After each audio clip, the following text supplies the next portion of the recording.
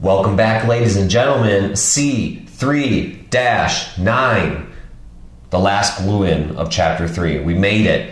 9 glue-ins. Woo! Cooking here. But today might actually feel kind of like a day off because I really just have 4 rules for you to find derivatives, but you actually get 2 for the price of 1 again, so it's like a day off. Welcome to C3-9. Obviously a beautiful day for math. Last glue-in of the chapter. We're ready for the review and test. We're ready to prove knowledge. Obviously a beautiful day for math.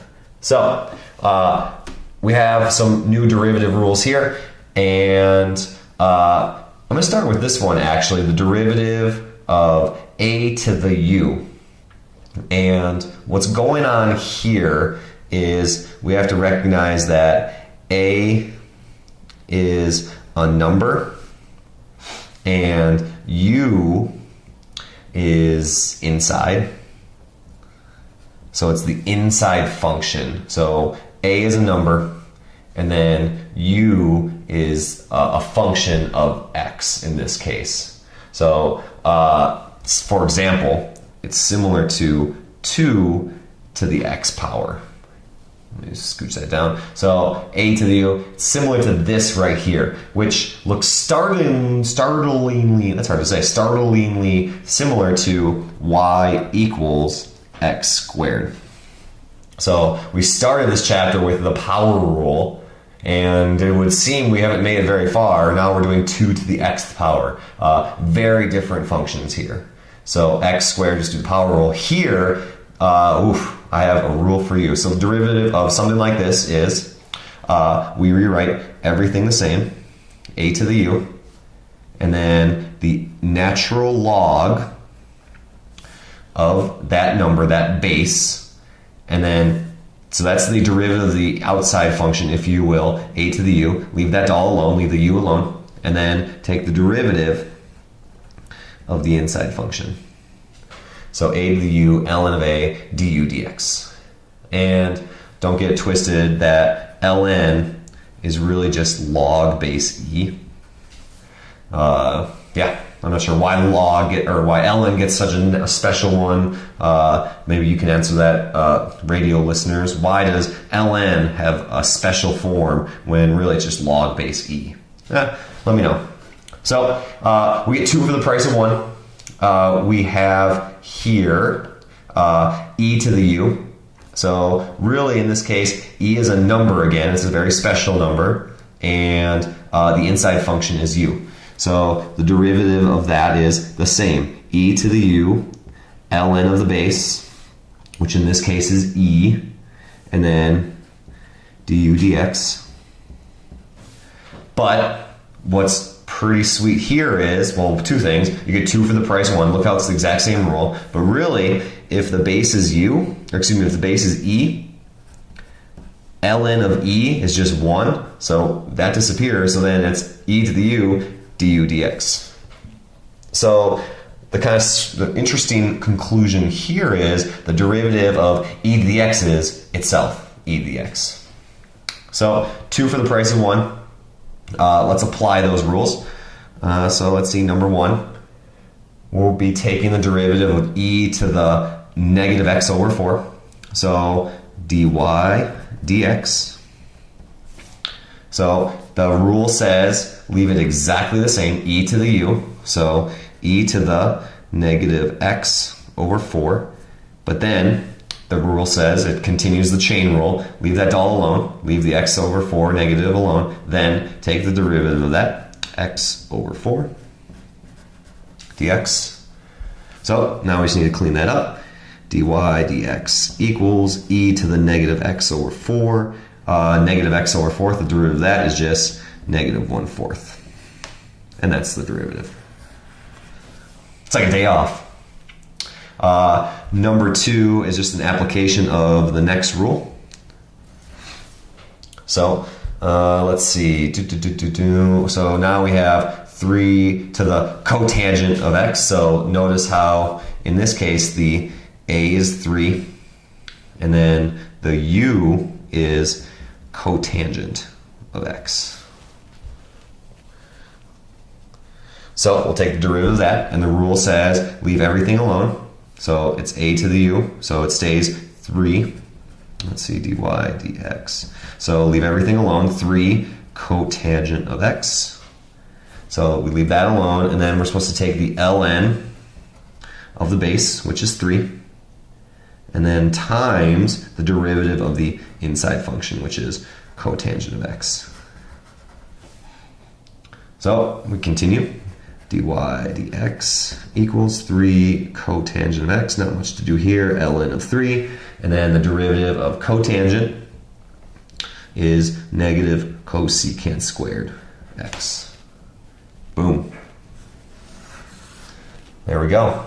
Just like a day off. Just applying some new derivative rules. I have 2 more rules for you. So we have the derivative of ln of u and the derivative of log base a of u. But again, we're going to get 2 for the price of 1. So I'm actually going to start with this one right here. So the outside function is log base a of u, and the inside function is u. So we take the derivative of the inside function. It's 1 over, leave that doll alone, leave the u alone, and then times the ln of the base, and leave that doll alone. Now take the derivative of that doll, du dx. So here's the derivative of the outside function, and then take the derivative of the inside function. Chain rule constantly still applies.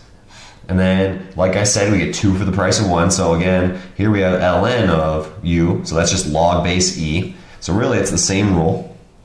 So 1 over u, the ln of e, because that's the base, and then times du dx.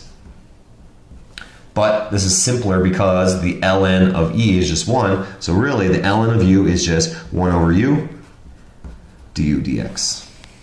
Not too bad. Not too bad there. So let's look at number 3. So number 3, we're taking the derivative of ln of 2x plus 2. So the 2x plus 2 is inside. So we take the derivative of the outside function, the ln, so it's 1 over, and then whatever's inside. So let's see, dy dx equals 1 over, leave that inside function alone,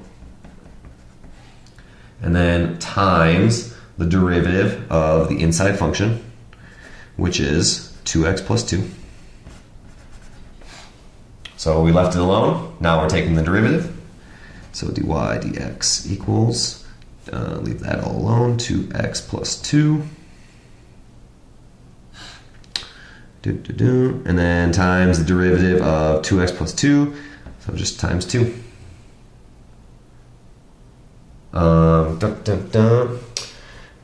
Boom. I guess we could clean this up a little bit. Dy dx equals, so really this is 2 over 2 parentheses x plus 1.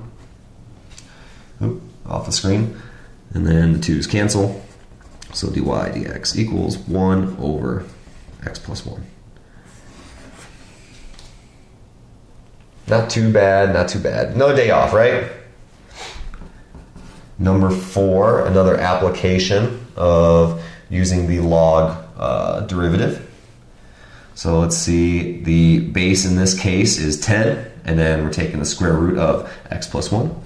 Dy dx equals, so in this case, we're going to take the derivative. It's 1 over, and then whatever is the inside function. So 1 over the square root of x plus 1.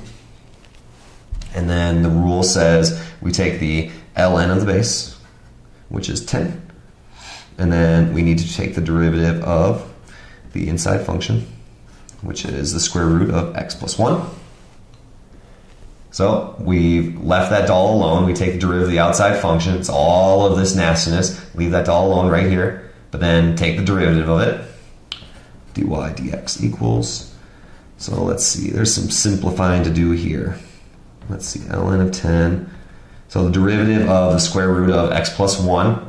And if you're an all-star at this point, you should definitely be seeing that this is really to the 1/2 power. So the derivative of that would be 1/2 x plus 1.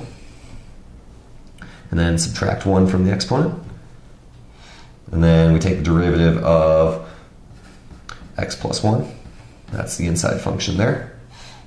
But we should be already seeing that that's just going to turn into 1. So let's keep simplifying. Let's see what we get. 1 over square root of x plus 1, ln 10. So then we have a big old fraction here, 1/2. Let's see, that is x plus 1 to the negative 1/2, so it goes downstairs. Oops, not sure what I was doing there. X plus 1 to the positive 1/2, and then the derivative of x plus 1 is just 1. Ooh, I see. Ooh. All right, so we're going to keep simplifying. Derivative here. Right here, we both have, we have the square root of x plus 1. Here we have the square root of x plus 1. So these are both x plus 1 to the 1/2 power. So they have the same base too. I can mush those together, and that becomes x plus 1 to the 1th power, which is just the parentheses. There's no need for the 1th power. And then ln of 10. But then there's the 1/2. So we can throw the 2 out in front there. And that's how that would simplify. Today, looks like we're simplifying like the textbook does. And, we got one more problem. So those are some new derivative rules for you. And to wrap up our last glue-in of the chapter, page 3, we're going to consider finding the derivative of this beast right here, dy dx. So we're going to find the derivative of y equals x to the xth power. So let's see, number 5, we have y equals x to the xth power.